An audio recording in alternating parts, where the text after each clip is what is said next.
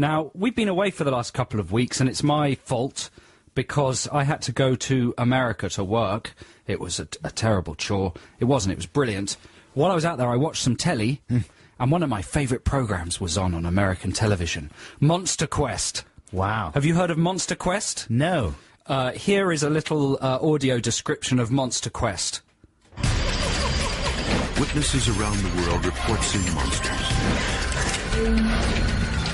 Are they real or imaginary? Science searches for answers. Yeah, Monster Quest. Monster Quest.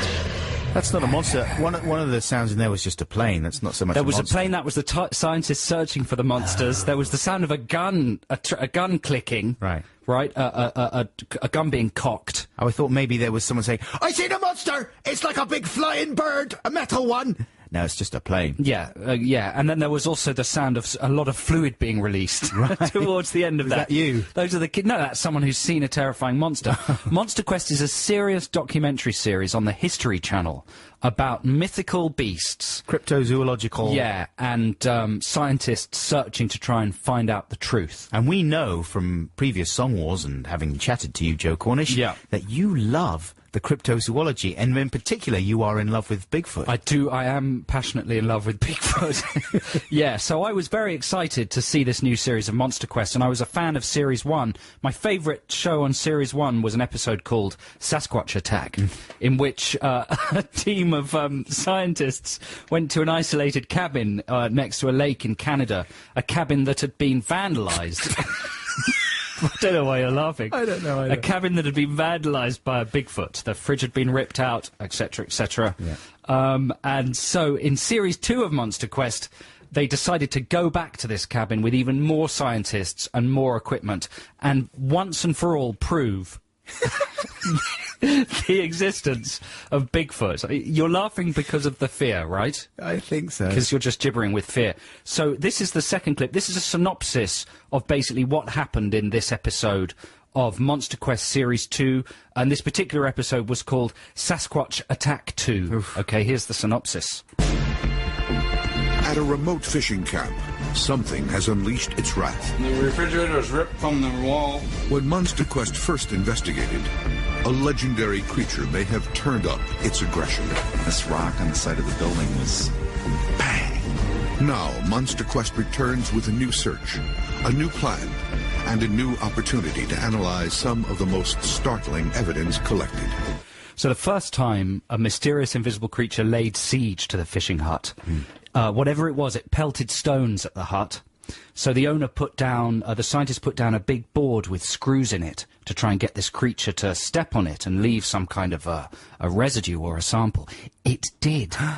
And they took that piece of tissue, you know, Bigfoot tissue, by all accounts, to a lab and had it analysed. They also found a hair and had it analysed. So in this second programme, not only are they returning to this hut to see if they can capture this creature on film, but they're also going to announce the results of the DNA analysis of the tissue and the hair. They've had a whole year to get top scientists to analyse this extraordinary Sasquatch evidence. It's pretty exciting, isn't it? It is exciting. And let's not forget what this is all about. Let's just remind ourselves of the monster that they're questing to prove. Is this sentence working? To prove its existence. Questing to prove its existence of. This is the monster. The creature, described by some to be hair-covered, 6 to 10 feet tall. It has 17-inch feet, long arms, and is capable of shaking a fishing cabin to its foundation. It fits the historical description of a Sasquatch. It's Ollie. It could be Ollie. It could be you. It could be me. It could be either of you. So how exciting. Yeah. You know, I was settling down for an amazing evening's television, the follow-up to one of my favourite documentaries. And they don't address the possibility that it could be, say, teenagers or... No, because this fishing hut is very isolated. Right. They repeat over and over again that it's only accessible by flying plane. Okay. So no, that's completely out of the question. Could be Alex James. That's yeah. They don't consider that actually. Right. So first of all, they bring a huge amount of equipment, and they have some special techniques to try and lure the Sasquatch out of the forest.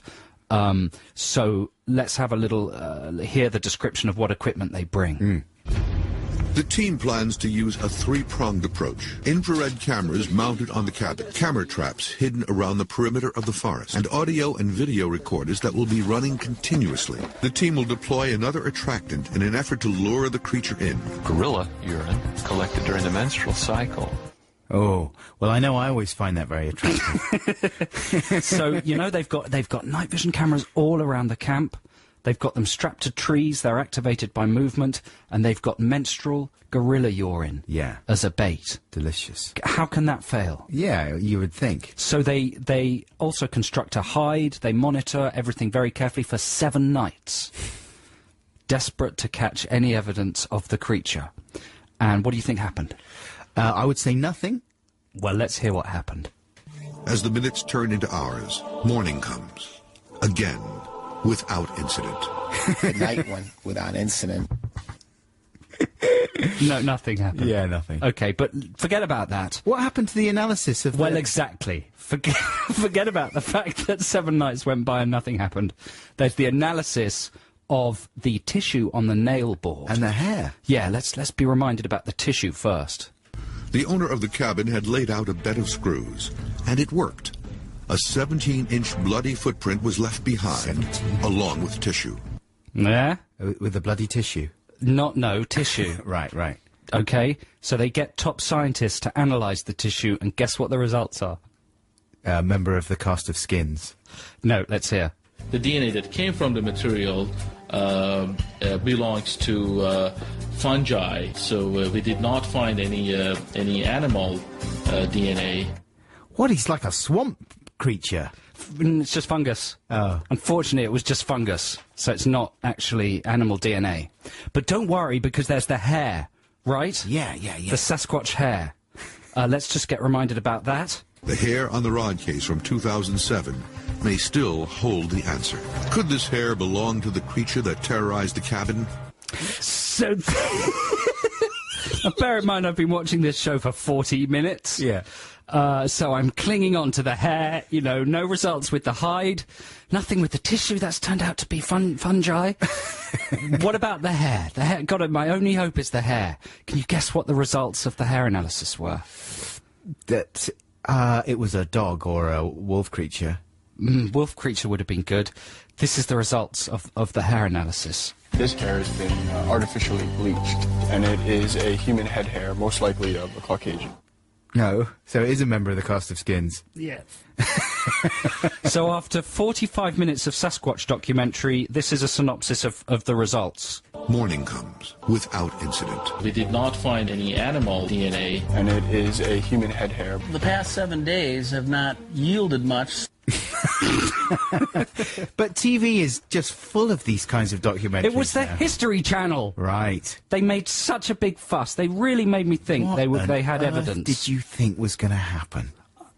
Did you think it was going to be... You would have read about it in the papers if it was the programme that finally revealed the existence of Sasquatch. You know, our friend Louis Theroux, telejournalist, asked me... We were talking about this a few months ago, and he asked me, he said, Joe, what percentage of a chance do you think there is that Bigfoot actually exists, realistically?